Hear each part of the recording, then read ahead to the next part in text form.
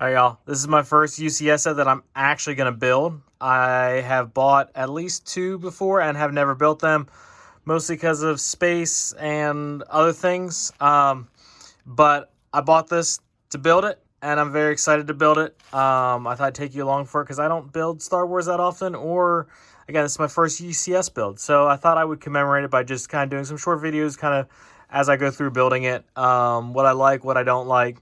I know there's lots of other reviews out there of this, but thought I'd give my shot at it and, at least document building it. So I'm going to pop it open and start into this. Before I get too far into this, I can't believe how big this box is. And it's thick. It's really thick. I was not ready for how thick it is. I think they styled this after Jabba. But I was not ready for how thick this box is. So I'm pretty excited to crack into it. So I have to laugh a little bit. And I don't know how much you can really tell this on video, but these graphics are really not great resolution. Harley's not impressed either. I know, it's from the original VHS, or not VHS, but original movie. And so, was it 70s, 80s? But, also that's terrifying to open up to. But, I would have thought that they would have worked a little bit of Photoshop magic on some of this. It's really not great. It's very grainy. I don't know. I just think that that's funny. That's just odd and funny to me. It's also very creepy. Definitely wishing I would have opened it from this end rather than the salacious crumb end. This is a little bit more pleasant looking than this. It's also scared Harley a little bit. I don't blame him. That's really kind of a scary picture. Caught in the act type picture. Just interesting, very interesting choice, Lego. Interesting choice. Finally, my first paper bag experience. There's a couple of paper bags in the sail barge. I also think it's interesting. There's a couple different styles of numbering on the packaging. So there's that style, and then there's also the old kind of bubble letter. So you can see 16 down there is the more bubble letter style. So I just think it's interesting that there's such a kind of mix of different packaging options in there. Bags 1 and 2 done. Definitely a lot of technic, but understandably so. This thing's huge. I'm really starting to grasp just how large this thing actually is. What do you think, Harley? Yeah? Okay. Watching a little bit of Star Wars as we're going along too. I think what I'm constantly amazed by when I do these bigger models is the amount of interconnectivity that there is that makes it really stable. It's kind of crazy that this is so long and there's no flex in it at all. That's a combination of the Technic and then the interlocking plates on the bottom combined with the interlocking plates on top, plus the tile is interlocking all the plates. It's just a lot of interconnecting stuff, and this is really cool. I kind of forget when I don't work on a big set for a while, kind of how much interconnectivity there actually is. Okay, so I'm through box 1. And there's just a lot of things going on that I've really enjoyed about this. A lot of the stuff is I don't want to say modular because it's not you can pop out and move stuff around because that's kind of what modular implies. But you build these little modules and they fit right into place. And I just love doing that about Lego, especially when there's all kinds of snot techniques going on and stuff. And then when someone just perfectly slips right into place, it's just really cool. This was a really fun kind of snot build. You can see there's all different bricks going all different kinds of ways. It's just been a really enjoyable build. I will say I feel like the cockpit up here is a little bit uninspired. But I was also thinking, I don't know in the movies that we ever see what that looks like. So I'm guessing that's purely just kind of made up, which is fine. But just an interesting thought. I don't think we've actually seen that. This is a freaking work of genius right here. The way that they did this so that they could get these weird kind of angles and actually even this connection point, just really cool, really smart, very well done. But yeah, enjoying so far. Gonna jump into bag 2 or box 2.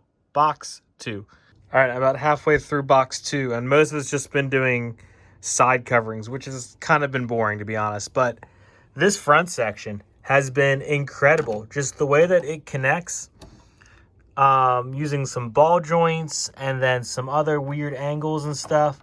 And the fact that those ball joints kind of swivel a little bit so that it actually will let you connect. Sorry, I'm trying just one hand. This is difficult with one hand. Is just amazing. Just really amazing work there with the angles and to get it all to fill in really neatly. Just crazy. All right, so I got it finished up. I actually really enjoyed this. The middle of, I guess the beginning of box 2 was a little bit monotonous when you were building all these kind of coverings on the side. That got a little bit boring for a while, just because the nature of it, which I totally get. I really like that these are openable, adjustable. And then, you know, obviously there's been tons of reviews about the figs, so I'm not going to go into the figs. I do wish maybe there was a little bit more leg printing. I mean, the Gamorrean Guard and, no, I guess there's 1, 2, 3, 4 with leg printing. Would maybe like to have seen a little bit more leg printing. I wish that Max Rebo would be a little bit more different than the original Max Rebo. Again, maybe some like more wrinkles or something on his arms or his legs or even his chest. I don't know. But the figs are fine. But this is super cool. It's really hard to kind of tell you how big this is. To maybe give you, there's a can of soda. I mean, it's definitely large. And I'm really impressed with how well it kind of holds together. And then obviously it all opens up. And you can see the inside. I left Jabba inside there. The top part lifts off as well. Let me pop open the back side a little bit. The cool thing about this kind of top part is that these pins actually lock into these rubber things. So it actually kind of holds together pretty well. But this whole top piece lifts right out to reveal the bottom part. That lifts out as well really easily. You know, you can see the cockpit. You can see the little armory / jail, the kitchen, and then Jabba's little palace thing. There's Max Rebo's little keyboard station. Just very cool. And I mean, you can see some of the intricate details there is to make the angles and stuff. This is just super cool. And yeah, just a lot of really cool things. I will say there was a lot more snot techniques to kind of lock everything together than I anticipated. I feel like that's something that I don't know a lot about when I'm building. Like, I feel like that's not my natural go-to, is to do snot things. But lots and lots of snot things that make this whole center section, or the whole like structure of it, just really super solid. In the directions, it tells you not to pick up by the ends, but by the middle. And I can kind of see that, but at the same time, like, the extremities aren't super secure. But anything on this middle section is just super freaking solid.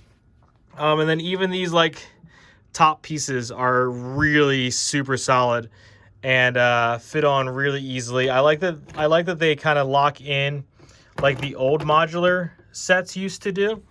The older modulars used to have these little like knockouts that would sit in so that the floors would sit in together.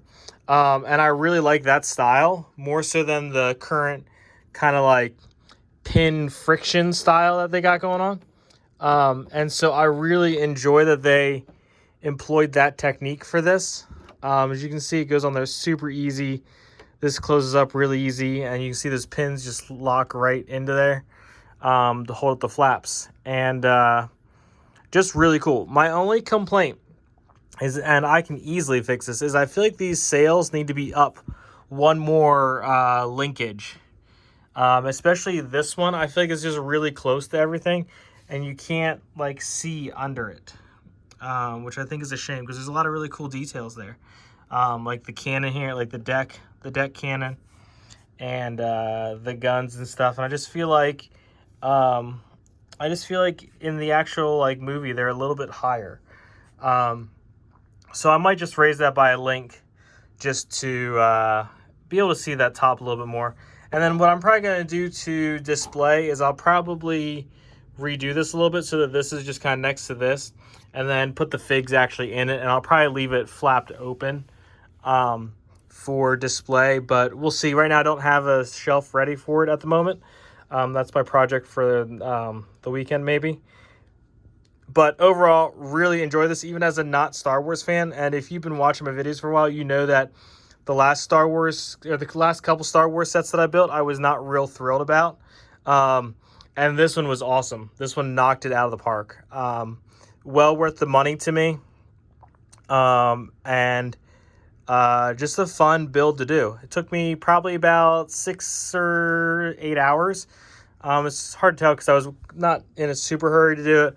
I was watching movies and doing other things, so I don't know exactly the time, but I would say probably about 6 to 8 hours, maybe closer to 8 to do it.